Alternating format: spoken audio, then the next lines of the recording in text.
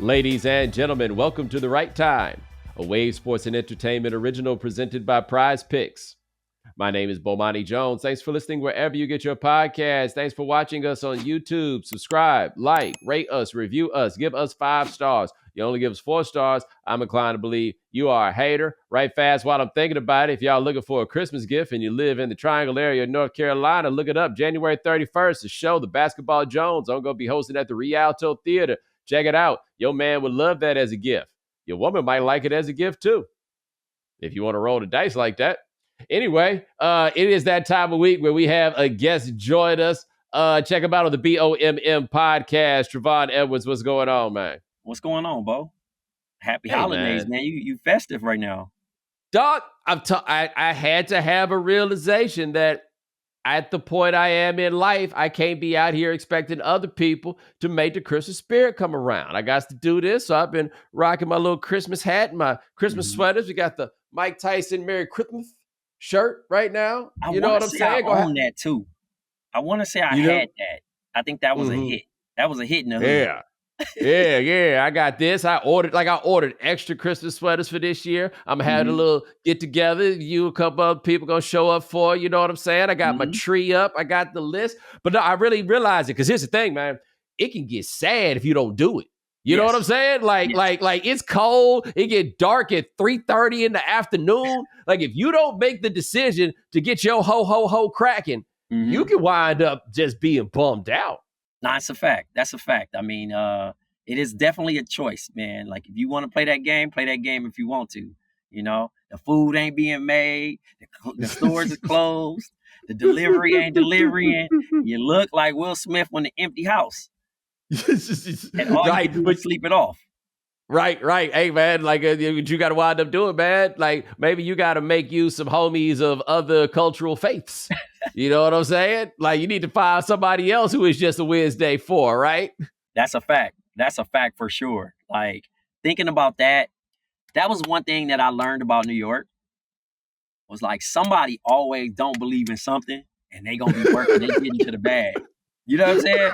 Like it taught me a real life lessons. I remember it was like a bad snowstorm. And I was like, damn, man, like, how am I eat? Like, I think everything closed. And sure it was. Somebody was working.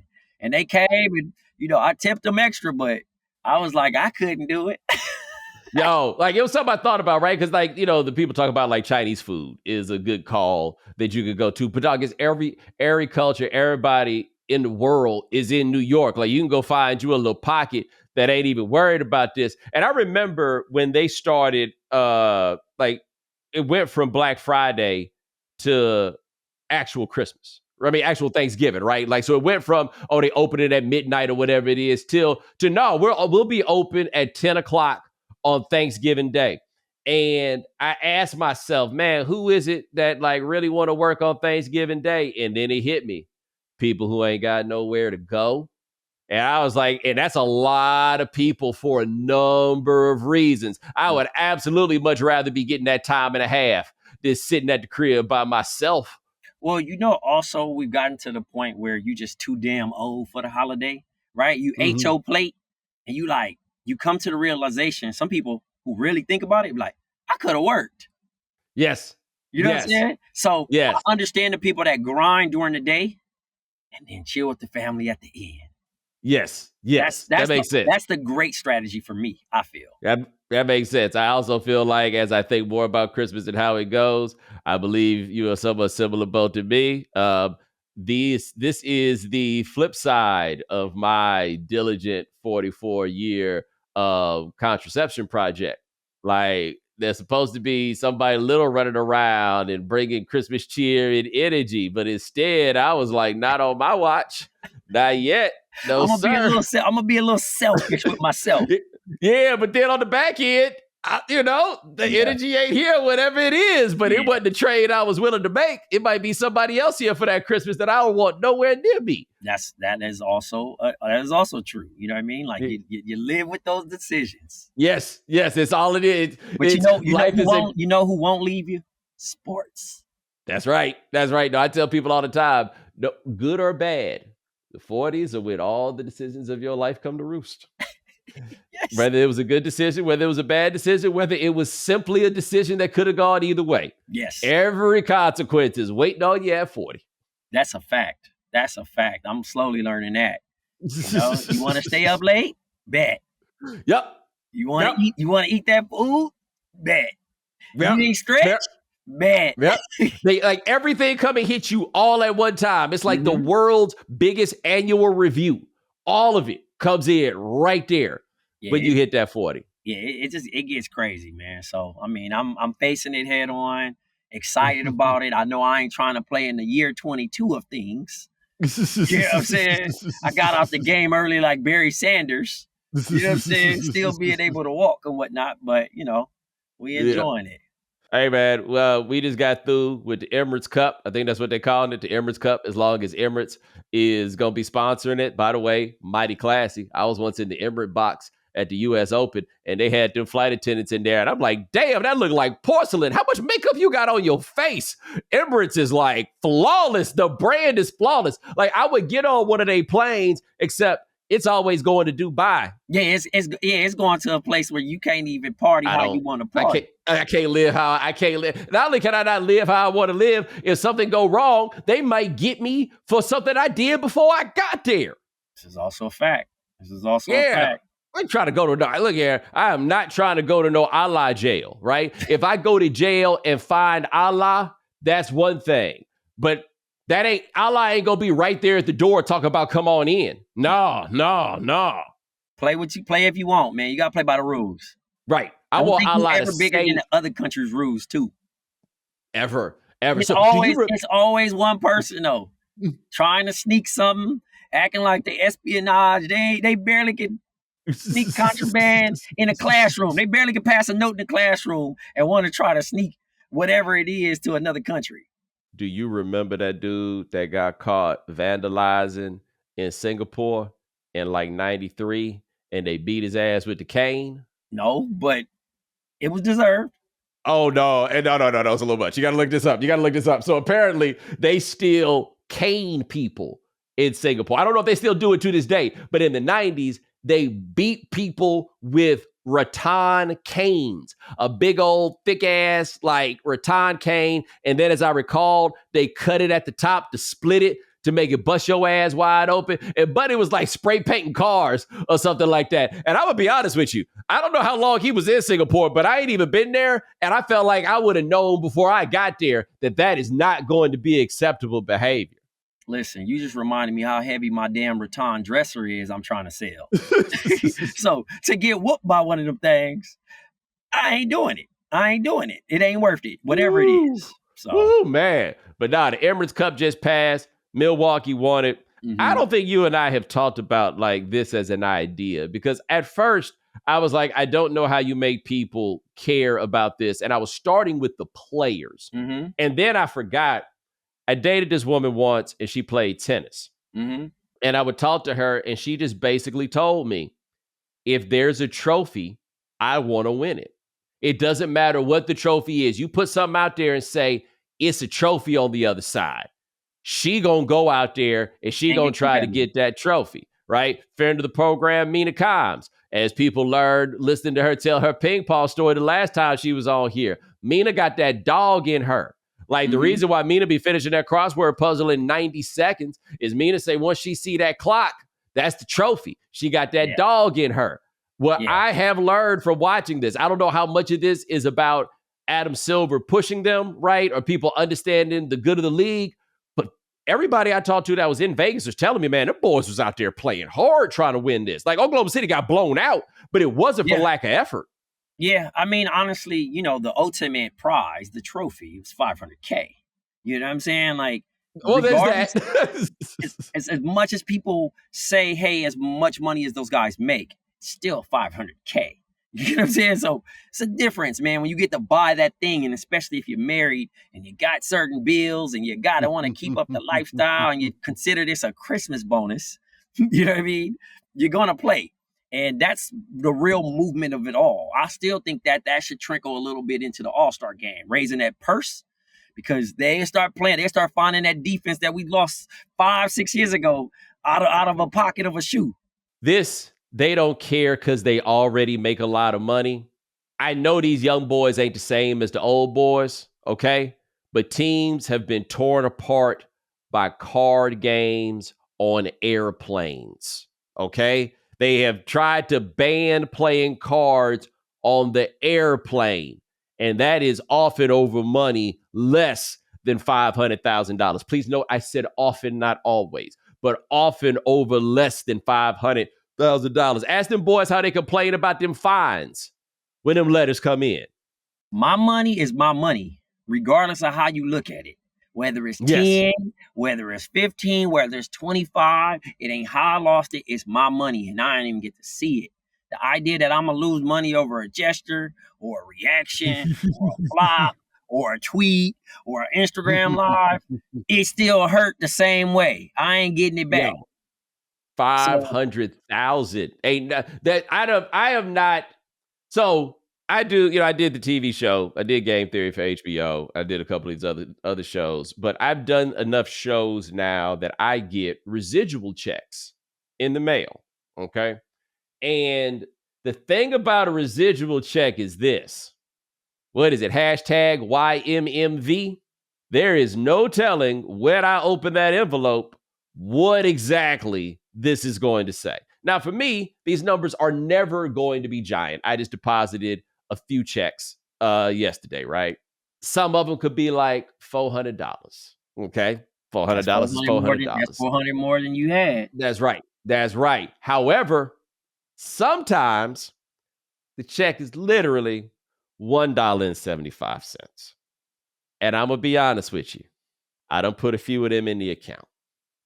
I ain't mad at you. At the money that I got, hell, at the money that you got, and I'm not talking about you personally, I'm talking about the you that's the listener. $1.75 ain't that big an amount of money, but is it really? Now, are we going to have a super competitive game over $1.75? Nah. Are we going to have a super competitive game over $400? Yes. Yes, we are. Game of whatever it is. They need to find some way. I know it's in poor taste, but to put that money out there, right? So that somebody can scoop the money up in front of somebody else. Squid Game that thing, man. Have it right there in the box. You looking right up. You get to see that a crystal piggy bank, whatever you need to have it. The Emirate, shape it as the Emirate cup full of money. Yo, you will literally see how hard boys is playing. One of the casinos need to figure out how to work out a deal, man, where you just hand everybody that money in hefty bags and they just take that shit onto the floor. Like, because one of those casinos has to be like, why don't you just walk in here, right? Because the whole thing about Las Vegas is, sure, win money here, but leave the money here. You know what I'm saying? After you win a couple G's in Las Vegas, they're like, don't you worry, here's a store right here for you to put that money back. And quite honestly, you probably should, right? This come up money. You hit for a lick. Go ahead and get yourself a little something, right? And if you hit for a lick and your girl with you, you're going to have to get her something too. You know what I'm saying? Go ahead. Hey, man, you look at it like this. Even if I was a casino, I'd pretend to let you win a little bit, make you feel like you actually won something. Because you don't get greedy. It's just in your nature. You think you got the green thumb, and you're going to give it right back. Yo, that's the business of the casino. Don't worry. If you just stay here a little bit longer, we'll get the money back. Like you see casino, when they talk about that Chinese dude that won that $1 million off of him, and he tried to leave, and they messed with his plane so he couldn't leave, and so he came back and just put it right back on the table. They know they get that money. I mean, it's the same thing as Squid Game. Spoiler rich alert. Bro could not stop playing the game. It is what it is.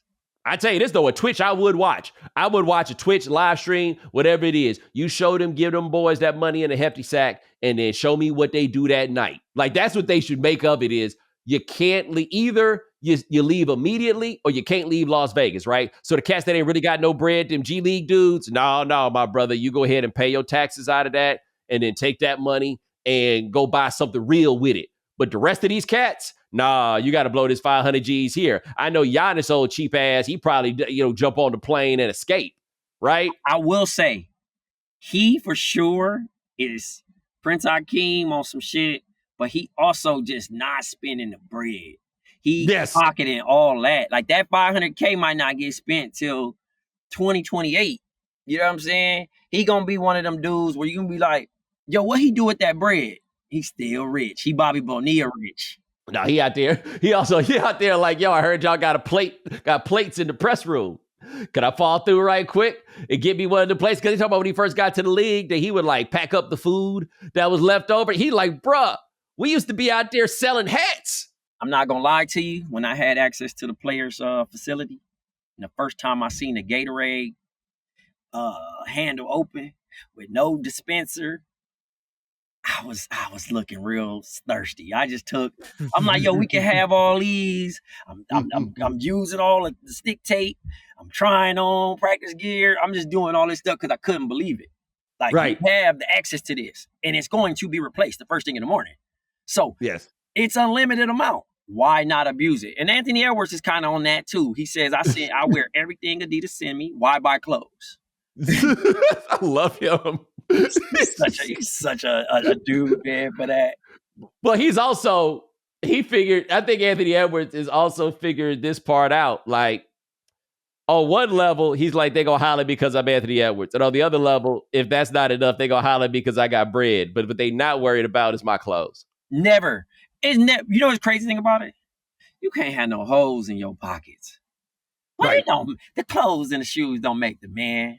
I seen it. Just look halfway decent, smell a little nice, and get a little respect. Right. Like, have you considered having a little bit of game? I saw a clip of one of them balloon popping shows that this woman said with such disdain, and he don't even know how to dress. I'm like, damn, don't put me on your show because I might be able to pull something off here and there, but this is simply not something I have ever been concerned with. It is, I don't have, my auditory taste, I think, are impeccable, right? Like, I think like that kind of stuff and concepts and ideas or whatever, I'm not the best with visuals. Mm-hmm. That's not where I go well. So you want me to put this, that's what you need? Boo, I can't really help you. But I got me this fly-ass coat I got from Morocco, though. I can show you that. Hey, that coat was fly. I remember you called me and told me about it. So Yes. I mean, you saw the coat. I wore that to the Stevie Wonder show. Speaking of the Emirates Cup, I'm looking at the scenario of, basically all those threes being taken by the Oklahoma City Thunder. And that was just driving me mad. And obviously, we can complain about three-pointers. We can complain about defense. We can complain about all-star effort. But I'm thinking about, like, don't you got to know when it's not tonight? They kept shooting. It was to a point where that was like, all right, man, something's up. But that's just the league right now. So how do you feel about that? Like, overall, seeing, obviously Vic is Vic. He's 7'5". He's going to shoot 8 threes. But what does the other dude do? He go down and go post? It burns up my soul. Like I say, watching Anthony Edwards play like Klay Thompson burns up my soul, right? Mm-hmm. And I understand that there's a generation that grew up with the three-pointer, and what they think about this is that everybody who's saying this is just being an old person. Like, boomer is the term that they like to throw around. And I'm like, I mean, I'll be that, I suppose, if that's what it is that you're talking about. But a big part of this for me is, man, that's a lot of missed shots. Like, I looked up at a point in Oklahoma City. Oklahoma City was 3 for 25, right? And see, Oklahoma City's in a trick bag because I said it texted Vinny, and I was like, these boys shooting with their eyes closed. And he said that, and Milwaukee's just so much bigger than them. Like, the Thunder doesn't have anybody that physically, first of all, Brook Lopez turning into NBA tough guy in the latter portion of his career has been wild, right? But he's so big. Giannis is so big. In Oklahoma City, if they had Chet, they'd have another dude that wasn't big enough. Yeah, no, that's true. That's true. But standing around shooting all those threes when you're not making them, to me, is wild. That there's nobody that can just make the decision. Like, this is, to me, the step that somebody like Shea has got to take. Has got to be like, okay, well, I guess I just got to go out here and make it happen getting buckets. Like, the guy that I think in the league now that we've seen in recent times who's still really good at that is Jimmy. Jimmy's the guy that could be like, hold on a second. I'm going to go will my way to a relatively easy bucket. I'm going to get these big ass shoulders and I'm going to put them in your chest and I'm going to get about 8 feet away and I'm going to hit this bucket. But he understands, like, right? The meme of the guy with the cigarette in his ear and cigarette in his mouth and things of that nature. And when you really think about like an old school player, Jimmy going to will his way to victory. You feel me? He going to will his way to the thing of getting it done. And it's not enough of those guys. Everybody's playing 1 through 5 the same way. We're losing the skill positions. If everybody's being told that they can shoot a three, everybody's told that they need to score the basket, three or key, then what happened to the workers? Fabulous had a great line. If everybody's a boss, then who's really working, right? In this case, nobody working because they getting the easy way out. They bailing out. If you're shooting 31%, why are you taking all those threes? You should be limited to one or two. But no, in this NBA, keep shooting until your arm fall off. Yeah. And so that's the point that you make there, I think is so interesting because I see people who push back. Folks make the argument that everybody plays the same way. And I think that you can make the argument that teams do different things to achieve the same end. Like, I think the heat maps that Kurt Goldsberry really popularized, but really showed the shots are all along the 3-point line and straight in the middle of the lane and like clustered really close.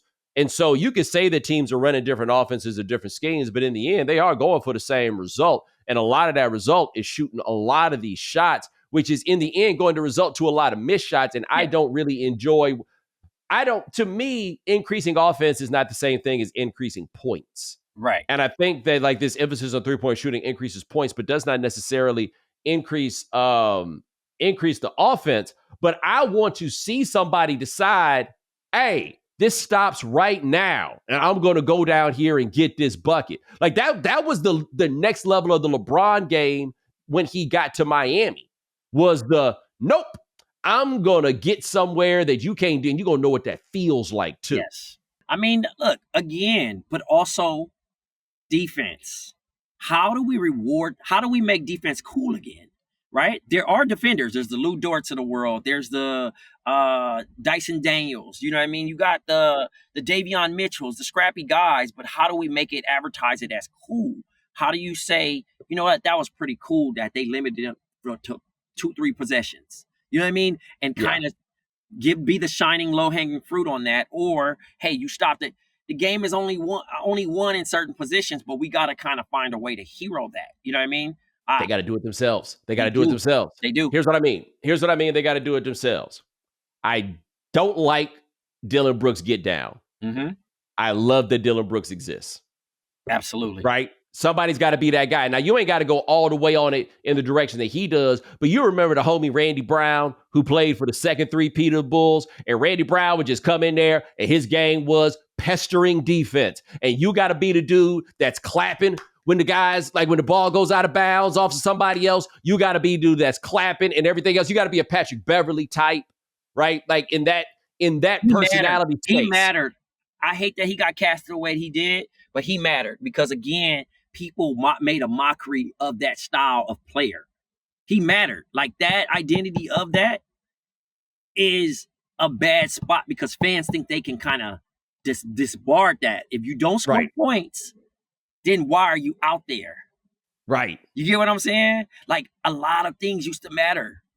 That's why we're normalizing a rebound. That's why we're normalizing a Nikola Jokic averaging a triple-double right now. You know what I mean? Because Russell Westbrook did it. But the thing is effort. So the thing is, if we start stripping away and saying, the post players, they ain't shit if they don't average 20. That's tough. Even the analytics of a mid-range game, they had people. I was talking to Evan Turner about this 2 days ago about how the guards were being looped in with the bigs. So when you look at the analytics and how it was pulled away, it was, you got Desagna Diop and, certain guys shooting 15-footers when they shouldn't be. They only taking like eight and in, but the idea of it is making it seem like, the mid-range is a bad shot for the game. And we got to get back to the midi. I think that people feel as though these guys don't care. And I think a good thing we learned from the Emirates Cup is they do. Yeah. Right? And now I think the league, it's going to take a while before people care. That's probably a 10 or 15-year project. Like, I think that people who evaluate the success of this television success or whatever it is in the short run are misunderstanding. This isn't going to be something that hits immediately. You're going to have it go where you look up one day and people are like, damn, man, I grew up with the Emirates Cup, right? Kids who watch it, that takes a while before it becomes something that's normalized. But to me, it is encouraging. It warms my old ass heart to see these dudes actually care about this, because the one thing that is kind of hard to tell with the eye, because these kids have been playing professional basketball basically since they was 12 years old, is that game-to-game intensity. Like the guy that's really good at defense, you need to make yourself hard hat guy. The crowd is supposed to clap at home every time you come in the game. They're supposed to boo you every time you play a game on the road, right? That's supposed to be the personality of who you are. This is not a schematic thing. This is a personality thing. This is an identity sort of thing to have. And so to me, anything that creates a situation where the intensity of the league is on display, because that is what people want. I don't care what anybody says. People want to see people care. Because if you don't care playing, why the hell am I supposed to care watching? And gambling doesn't make you care. What would you say towards identity, right? When you say identity, when you think about the bench mob, and you think about, certain teams that had these specific identities that showed up and they were feared. You know what I'm saying? Like, the Kings had a squad, you know what I mean? Like, different, the Cavs had certain things like where you knew those guys were coming, the hard hat guys, the stay ready boys, like, being okay with being a bench player, but understanding your role to an extent of how important you mean to this team. You know what I'm saying? Like, I feel like we're losing that part because, again, everybody wants the promotion. And it's like, nah, my perfect example right now is Peyton Pritchard, potential 6th man of the year. That boy had to sit behind a few guards. But at the end of the day, when his number's called, you know what he's doing? Scoring. You don't have to tell him to do that. He understands. When Brad Stevenson was coaching, and he understood that guys, they only had 2 good defenders out there. Oh, we running at the next 3 guys on the floor. It's advantages, things to like understand and read. And we got to get back to high IQ. You know what I mean? And understanding the game and fixing that thing. But it's going to take some time. We're going to have some slow burn. Again, everybody's saying the old guys only got, a few years left. But I ain't losing hope. I think it's going to be a pendulum swing on this thing. And potentially, like, even Anthony Edwards is taking pride in guarding guys. It's not like lost in sight. Even the Jason Tatums, I feel he's the only person I feel that really cares about being the face of the league. But also, let's reward him. We shouldn't punish him for averaging 30 a game, and then he's not playing the fourth. I can't help that my teammates is good. You know what I mean? Right. Like, we got to get back to that. We got to get back to rewarding the right people. And then that's why we get the voter fatigue and saying, hey, Jokic is that good. He can win 4. He can get 3. But, like, this team's they're not in the mix right now for nothing. If we just going to do individual players, I remember people were campaigning for Kevin Love to make the All-Star game because the Timberwolves was really bad, but his numbers used to be insane. I got a thought on that. We're going to hit that right after we do these advertisements on the right time. The NBA is in full swing and the NFL playoffs are right around the corner, which means you can turn $10 into $1,000 in a single game watching your favorite teams only on Prize Picks. You can make a Prize Picks lineup between the NFL and the NBA in as little as 60 seconds. Sign up today and get $50 instantly when you play $5. You don't even need to win to receive the $50 bonus. It's guaranteed. Quick withdrawals, easy gameplay, and an enormous selection of players and stat types are what make Prize Picks the #1 fantasy sports app. But rather than hearing it from me, let's hear from our expert pickers. Sean, how the picks been going for you? Bo, I believe I'm an expert in losing because this month has not been the best for all my picks. But with the NBA and NFL heating up, I can make picks between both leagues. And with the flex play, I can still cash out if my lineup isn't perfect. But as always, make sure you stick around for the end of the show to hear my upcoming picks. And if you know me, you know I'm always going to pick more. So make sure you go to prizepicks.com/Bomani and use code Bomani for a first deposit match up to $100. That's prizepicks.com/Bomani. Prize Picks, daily fantasy sports made easy. Peloton has what you need to keep you on track for your goals no matter what season you're in. Peloton helped me recover from my injury, and now I'm back in the gym using all the great stuff Peloton has to offer. Peloton has all sorts of classes depending on how hard you want to train. If you want to take it easy some days, you can take a lighter cycling or cardio class to help you with your recovery. They have programs to keep you on track, from strength training programs you can use at the gym to meditation and yoga for the post-game. Plus, you can challenge yourself anywhere with Peloton's all-access membership. You can work out where you need to, like at home, on your bike, tread, and row, or take your favorite classes on the go and at the gym with the app. The app is super convenient, and I genuinely use it every week.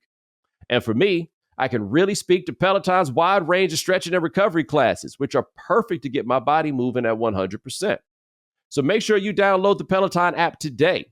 Find your push, find your power with Peloton at onepeloton.com. I love a great deal as much as the next guy, but I'm not going to crawl through a bed of hot coals just to save a couple bucks. It has to be easy. No hoops, no BS. So when Mint Mobile said it was easy to get wireless for $15 a month with the purchase of a 3-month plan, I called them on it. Turns out it really is that easy to get wireless for $15 a month. The longest part of the process was the time I spent on hold waiting to break up with my old provider. And if you don't believe me, Sean, tell them how easy it is to sign up. Bo, it's so easy that you could probably get your Mint Mobile set up by the time I'm done with this ad read. To get started, go to mintmobile.com/Bomani. There you'll see right now, all 3-month plans are only $15 a month, including the unlimited plan. All plans come with high-speed data and unlimited talk and text delivered on the nation's largest 5G network. You can use your own phone in any Mint Mobile plan and bring your phone number along with all your existing contacts. To get this new customer offer and your new 3-month premium wireless plan for just $15 a month, go to mintmobile.com/Bomani. That's mintmobile.com/Bomani. Cut your wireless bill to $15 a month at mintmobile.com/Bomani. $45 upfront payment required, equivalent to $15 a month. New customers on first 3-month plan only. Speed slower above 40 gigs on a limited plan. Additional taxes, fees, and restrictions apply. See Mint Mobile more for details. All right, we're back on the right time. I think, so I have all my thoughts about why I think they need to change rules of the game and everything else, and I'm surprised how many NBA fans are defensive of these points being brought up as ratings free fall, right? I don't care that much about the ratings as they relate to me, but I do think the ratings are somewhat of a vindication for those of us who don't really like the direction of the league right now, that you should probably make some changes, right? And so what they decided to do, and it was necessary when they changed those rules in the early part of the 21st century, was to make a game that prioritized shooting in a much different way. But what I don't think that they realized fully when they did that is that when it became a game that prioritized shooting, that would become specifically 3-point shooting. And it would move the game farther and farther away from the rim, farther away. And then eventually it reached this place now where everybody's just trying to get as many shots up as they can, or at least that's how it feels, right? The details don't really matter about this. I think this is what many of viewers happen to see or feel. And so to me, what happened is, and you're talking about like creating like a grit and grind team like the Grizzlies, for example, of 10 years ago or something like that. Everybody that's in the league right now has been told that they have to be able to shoot. Yes. Right? Yeah. It is a league where, especially if you're coming off the bench, if you can't shoot, this league doesn't have anything for you. So no, you ain't going to have the workers as you talked about. And to me, I do think that they're like an important part of the mosaic or the fabric. It's an amazing point that we eliminated the workers off of requirements. So I see people, I'm asking you what you think about this. I see people who make the point that they find it illogical, the idea that somebody can say that the basketball was better when the players were worse. Yes, that is the case. The players in the Rolling Stones are worse than the players in your local Philharmonic. Which one do you want to go watch, right? This isn't about maximizing an equation. And I worry, like I was talking to some guys today, where it feels sometimes like you can't create a league for the fantasy players. What makes this interesting is this was not an equation to be maximized. This was not something to be mastered as a way to like juke the numbers, right? But obviously, you're going to try to juke the numbers. And what happens is, and why I think the league needs to make changes, and the way that people need to think about these changes is, I feel like being the commissioner of a sport in a lot of ways is like being the chairman of the Federal Reserve. And by that is, the economy is running like this. Okay, but we need to do something. We need to get some other things going. We got a little bit too much money in the economy right now. Okay, we need to buy back we need to sell some bonds so that we get some money out of the economy and bring some of these prices down, right? Okay, those are the things you do. You mess with the interest rates, you mess with the money supply, and then that way you get the economy to move the way it does. You look up and you're like, oh shit, we got inflation right now. What steps can we take to deal with this inflation and bring these prices down?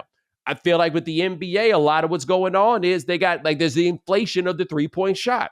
How do we bring that down? Adam Silver just, yesterday said something about that, like the quantity of 3-pointers is something that the league needs to look at. Yes, you need to disincentivize that or create some new incentive for shooting 2-point shots, right?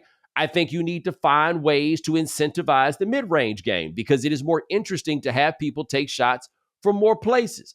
not everybody needs to shoot mid-range, but a lot of guys, it's really cool when they do, and they should be doing it, right? So that's what the league needs to do, because what I do feel the league lacks right now, and I could be wrong, or maybe nobody else cares about this, but I do think this matters is, and it's wild because it's basketball, but it feels like it lacks personality. But also it's a narrative-driven league, and I feel like we've given the wrong people these type of we've kind of hero the people that we've hero like Zion and them was supposed to fill in. They haven't yet got there yet. You know what I'm saying? Let me ask you this, because you talked about like the old guys ain't gonna be here much longer. Yep. And we got some real questions about one of them where I don't know how much long. He ain't gonna walk away for no money, but I don't know how much longer that one's gonna be there. After LeBron and Steph go, right? Who's left that people care about? Like, people still tune in to watch Steph Curry. No, I think people still tune in to watch LeBron. I think no. I'm saying what individuals do people have an root for or against? I think somebody has to create a type of dominance. There hasn't been a dominance for people to hate and get tired of yet. You know what I'm saying? Like, Jokic is still, people gush over him over to the point of like, all right, well, yeah, like, you know what I'm saying? Like, to a point of like, yo, he's good, and people just admit it and don't fight it. We got to get to the point of actually hating him again. You know what I mean? Right.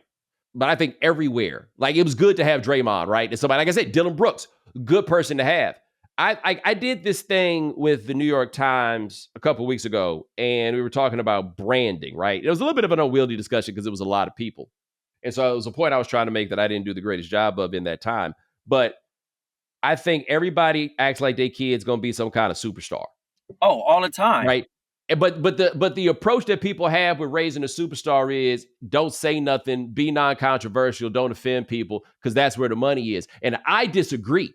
I think that's where the money is for a very rare set of people, right? That's where the money is for Michael Jordan, because Michael Jordan is amazing. That's where the money is for Steph Curry in a similar way, in large part because that is what his actual personality is. But the brand of Charles Barkley, that brand has persisted and made money for 40 years. And it's not because it's super controversial. It's because it's real, right? It's a brand that makes people feel something. Deion Sanders is another great example. That brand, Deion ain't saying nothing important, but Deion says something. Deion brings it out of you. And he still matters to a lot of people. Right. He's not going out of his way to try not to offend you. Mm-hmm. It's going to be there. And so I think that beyond the stuff about individual play and everything else, this is a theater. Like, wrestling understands it, right? Mm-hmm. Wrestling has this, the people you like, the people you don't like, the workers, the jobbers, all these things in between or whatever, the people that build heat, right? The people that make the crowd scream or whatever it is. And the NBA got a whole lot of dudes you don't think about. Yeah, same way how directors go to watch wrestling matches. They gotta go watch the NBA. The NBA gotta go watch the wrestling matches and find out how to create that guy.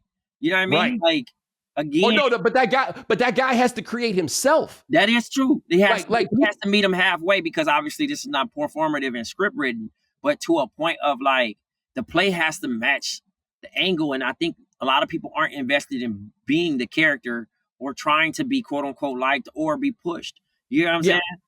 But you got just be a somebody. Yes. Give me something to hold on to, right? Mm-hmm. Give me, like, I love that Alvarado kid. Talking about Jose Alvarado? Yes, I love him.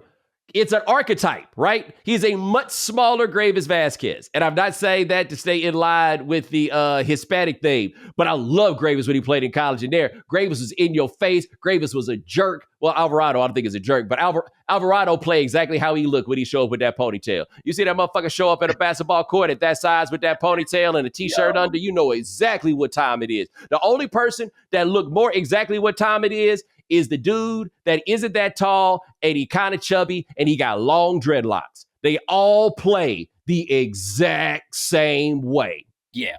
He's definitely the guy that bangs your knee, puts a knee in your thigh, like aggressively just shows up, and they have the same play style. He's embodying that. So yeah, he's really thinking about. Go ahead. If Alvarado played for the Knicks, he'd be the. And he's from here. He would be more popular than Brunson, maybe. Yes. As crazy as it is, because he'll be the most relatable guy. Like New Right. York embodies toughness, and that's why Josh Hart is so loved. Because Right. Josh Hart is just falling all over the place. He's hustling. He's the blue collar hard hat guy that Right. they love so much. You know what I'm saying? Right. So, It's like, I'm not saying any of this to denigrate the current NBA, but I do recognize what's not there, right? I do recognize like what these things are. Like, I was thinking about this. Who is it now in the NBA whose calling card is intensity, right? Like Kevin Garnett was, for example, where the thing you know about that dude is, hey, man, not just he's a killer, but you know what I mean? But like that guy that's just like, yo, I don't know if you want to be dealing with him. I don't know, man. That's Not counting Isaiah Stewart, which is a different kind of intensity. That's I don't know what he I gonna think do. the only person would be Draymond. Yeah. Honestly, like when you really think about it, that actually has the accolades, the all-star shit, you know what I mean? And has one that really, like, I hate that dude, or I'm actually physical, you know what I mean? Or I'm respected. Maybe Russell Westbrook, but like, again, he's on the down end of his actual success. You know what I mean? He may potentially win a championship. I don't know, but like not as the main guy, you know what I'm saying? So I think it's different. I think the league lacks that personality, and who wants to do it? And maybe other NBA players look at him as corny, whoever the next person is to come in and offer that. Well, another thing too is the league deprioritized rebounding. There's nobody who we're like, yo, he's You got a Andre great Drummond saying he's the rebounder. greatest rebounder of all time, subjectively. You know what I'm saying? Nice try, buddy. But you know what, but there were guys. Dennis Rodman is an example. Ben Wallace to a degree, right? But your thing could be, I go out here and get rebounds. I don't know if you remember this. That's where the slight age difference come in. Mr. Mean, Larry Smith used to play for the Rockets and the Warriors and a few other people. 6'8", and he would go out there and get 30 rebounds a game, right? Like the Moses Malone, it's just going to be a long day when you out here. So the idea, yes, you can have better players, but does that lead necessarily for your league to have a better, more optimal combination of what you need? And so I don't want to act like there aren't great things about the league. There are. But I do know that people want the basketball to make them feel a little bit more. And I don't think that this is a basketball that really makes you feel it at this point. Yeah, I mean, again, that shit is all storyline. You need drama. You need it to match. You need it to the most undefeated team versus the last. This is his last game. This is he's potentially breaking this record. You have to make that to get it back. You know what I'm saying? So that's the new thing. Like Anthony Edwards was exciting as fuck to watch last year. But you know why? Because it was Adidas did the campaign, his play. He knocked out his mentor. You know what I mean? Like different things. Like there were storylines to add to the drama. So people were rooting on him like, yo, if he wins it, he's better than ... You know what I'm saying? Yeah. It's leapfrogging guys that just been in the league way before. You know, oh, he's better than Jason Tatum. Jason Tatum ended up winning it. But Jason Tatum ain't that. He's a safe guy. He's not trying to be a bad guy. I mean, he's loosening up a little bit. He's cussing in a Netflix special. He's trying to show a little bit more personality. Like, oh, they want me to be edgy. We probably not going to believe it because now you have to make us believe it. And once you got to the point where you have to make us believe it, we're never going to believe it. You know what that's going to be like with like Jason Tatum trying to make us believe he's edgy now. You know what that is? You know what you know about the funky head hunter? Not much. Tell me more. All right. So in the year, I believe it was 1995. It may have been 1994. A certain rapper looked around and recognized that the game had gone a little bit more street, had been a little bit more gangster, and he needed to change his approach to be a little bit more street and a little bit more gangster. And that man was MC Hammer.